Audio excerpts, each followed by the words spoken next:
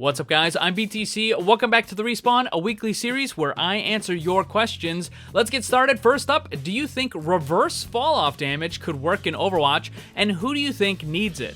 That's an interesting idea. So in case you don't know, fall-off damage is something that's applied to hit scan attacks in order to better balance them. The difference between a hit scan and a projectile is the hit scan will instantly deal the damage no matter how far away they are. They could be on the complete opposite side of the map, and a hit scan attack instantly registers. Whereas the projectile, something like Genji or Zenyatta, needs to travel all that distance. So they have that fall-off damage on the hit scan in order to better balance it. Now, there are two exceptions, which is Ana when she's scoped in and Widow when she's scoped in.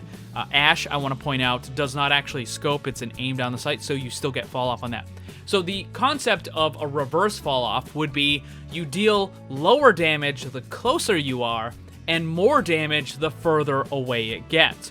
So you could do that. It would have to be a very long-range character, something similar to Widow, but I don't think it would really work on any of the existing characters. I think it could definitely work on a new character, but you would have to design that new character around that functionality. If you just tried to put it into something that we already have, I just don't think it would work. But yeah, I could see it possibly working with a new character concept. That leads into the next question. When is your next hero concept going to be out? Hopefully soon. So I have a whole bunch of them done. The problem is that the artist that I use, Excited, who does some really great work, has become super busy lately. University, he has work, all that other stuff. He's got a ton of things going on. Obviously, making artwork for my hero concepts are on the lower end of the priority, which is completely understandable.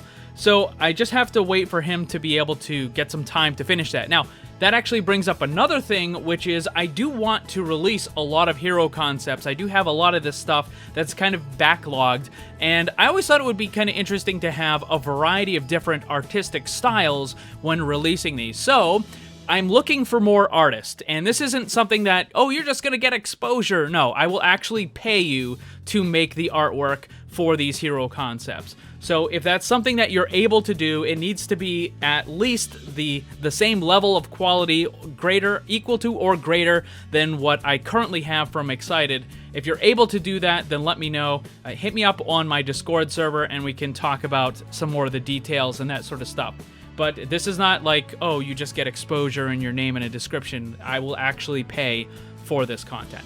And speaking of paying the bills, today's video is sponsored by Audible. You can get a free audiobook to keep forever and support the channel by using the link down below. I just finished the latest book from B.V. Larson. This is in the Undying Mercenary series. The book is called Clone World. It's a really cool sci-fi book series. I really enjoy it every time it comes out, and he puts out new books fairly regularly. So you can get that or any of the other ones, and there's actually an extra thing going on with Audible.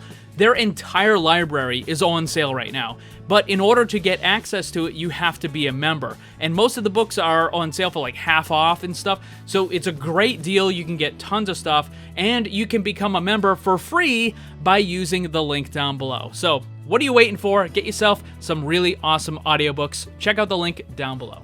Let's get back to the questions. As Overwatch 2 gets closer to release, do you think they will slowly reveal each new hero one at a time?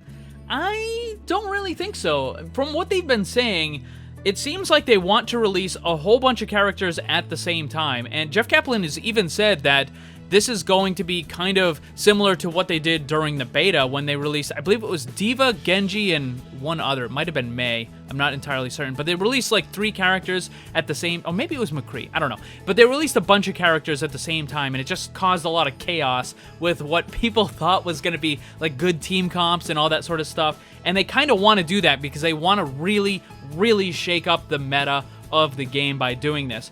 So what are they going to do? Are they going to wait until Overwatch 2 and then just drop all of them at the same time? They could do that, but that might cause some serious balancing issues. I still think that they're going to have to try to balance them on the PTR first. So what they might end up doing is they could drop them all at the same... we're talking like maybe 3 to 6 heroes all at the same time. They could do that, But I think what they're probably going to do is they're going to allow people to test them on the PTR or maybe in some Overwatch 2 beta or something like that before they fully get released into the game. I don't really think it would be a good idea for them to just drop Overwatch 2 and suddenly add 5 new characters to the game that have not been properly tested by the general population player base. That probably would not be a good idea because, I mean, if you look at a lot of the characters that get released, they tend to be not entirely great upon initial release, and they require some changes for testing and stuff like that. So it's possible that we'll get them earlier, but I still think that they're going to be released in bulk as opposed to one at a time. Next up, why do they not add another role like flankers? I don't think they're ever going to add a 4th or a 5th or any more than that. I think they're going to keep it to 3 because it makes it a lot easier to balance. You have the 2-2-2, and that's just, you know, how it's going to be. I don't see them changing that. What I think they could do with the terminology like flankers and off healers and bruisers and all that sort of stuff is they could make subcategories. Now, this wouldn't be something that you would queue for. Like, you don't queue for either a healer or an off healer. But when you're on the character selection screen, it could just kind of refer to them as off healers or as bruisers or whatever in order to kind of just better kind of explain what the character is capable of doing for the casual player base. It just give you a little bit better of an idea. I think they could do that, but as far as adding like an actual full-on new role, no, I don't think that's gonna happen, nor do I think it's necessarily a good idea. Next up, does the nerf to Moira's healing affect her ultimate or healing orb? The answer is no.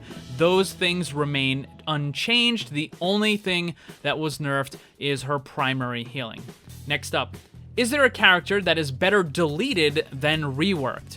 I don't think that's a good idea at all because there is a ton of work and effort put into creating these characters, not just like the design itself, but also all of the animations, the artwork, the voice lines. I mean, there's tons and tons of stuff. You also have players that like those characters who would not want to see them go away. I think that there's just so much work put into it. Apparently, I guess it's somewhere between 6 and 9 months is how long it takes Blizzard to make a character from start to finish. And I just don't see, you know, throwing away 9 months worth of work just doesn't seem like a good idea. Rather than just getting rid of it, make the character work better. Yes, there are some characters that need some minor or major reworks currently in the game, and I think that would be a much better idea than just kind of scrapping it and throwing away. It just seems like it's way too much of a waste.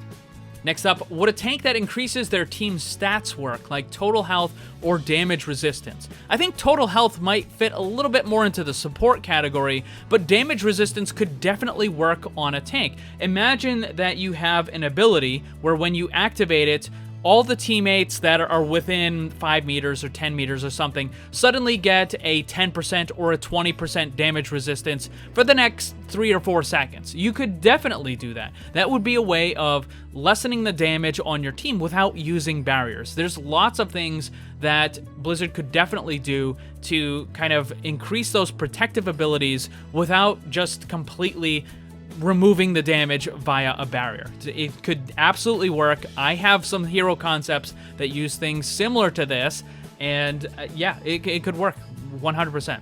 Next up, do you think there will ever be a time when most or all heroes will be viable? I don't think so. And the reason for this is because Blizzard's design and balance philosophy simply doesn't allow it. They are not addressing some of the bigger issues. They are choosing to have more knee-jerk reactions to balancing things, and it looks like a lot of the stuff that they choose to do is more short-term instead of long-term. We have a bunch of characters that are always consistently at the top most picked, and there's a bunch of characters that are consistently at the bottom, and they have extremely low pick rates. Even during Double Barrier, Bastion was still one of the least used characters in the entire game. During Double Barrier, he was the least used. Yeah, he was used in Pro, but that's a different kind of situation. But you know, there are just things that they need to change that they're just not looking at, or that they refuse to change. And because of that, I think we're always going to be in this weird situation where a bunch of characters are objectively stronger than everybody else. Some of them are just kind of in the middle, and then you have a bunch that are going to be at the bottom, and I don't think that's ever going to change until Blizzard decides to rethink their balance philosophy. Next up, could we see another attack like Winston's in the game? I think it's certainly possible, but you have to understand how Winston's attack actually works, because there's a lot of people putting out bad info on it. They will claim, even, other YouTubers and streamers and whoever, they give out bad info. They always talk about Winston's attack or even Moira's attack as if they're lock-on. They're not. Moira's attack is another story. It's different, but as far as Winston's goes, Winston's attack is not a lock-on. It is an area effect attack. Imagine that there is a cone in front of Winston, and whenever you press down your attack button, everything in that cone will immediately take damage, and they take damage at a rate of 60 damage per second. Now, visually, it looks like it's kind of locking on, but that's just to make it look cool.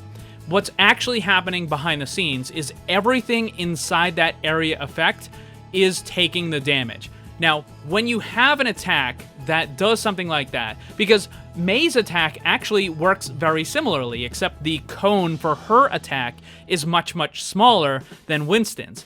But it's still the same kind of idea, where everything in that area is taking damage over time. So you can do that. You could have another attack that is functionally like Winston's, where it's an area effect, but it would have to be heavily balanced by a lot of other factors, right? Like, you can't just have this big area effect attack that does a huge amount of damage. Like, it needs to be kind of limited, so either you would have to shrink the area of effect, or you would have to lower the damage. Also, for example, if you were going to have a DPS character that had something like that, chances are that the damage would be much higher than what Winston has. But if you're going to do that, then you would have to make the character very, very vulnerable, and kind of like that whole glass cannon kind of thing. So yeah, it's possible to have another attack similar to Winston's, but it would be very difficult, I think, to balance it properly. Next up, do you think D.Va's boosters should get buffed? I'm not really so sure. We kind of need to see what happens now that the shields have been nerfed into the ground, where D.Va kind of ends up in that situation.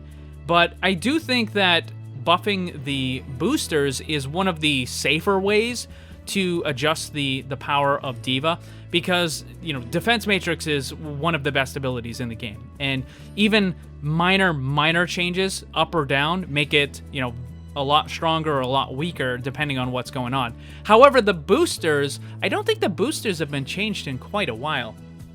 So I think that could definitely be changed. You could modify the damage or the knockback on it, or even the speed, or lower the cooldown. There's a whole bunch of different things that you certainly could do. Although lowering the cooldown on it might make it a little too good, because then you would just give her like crazy amounts of mobility. But yeah, you could do things like increasing the damage or the knockback and stuff, and those would be a lot safer ways to kind of balance D.Va, as opposed to messing around with her damage or the defense matrix. So yeah, you could definitely do that. That's going to be all the questions for this week. Thank you to everyone who's submitted one. Remember, I post the question card every Saturday on the community tab of my YouTube channel. You can find all previous questions in my Discord server, and you can get that free audiobook from Audible using the link down below.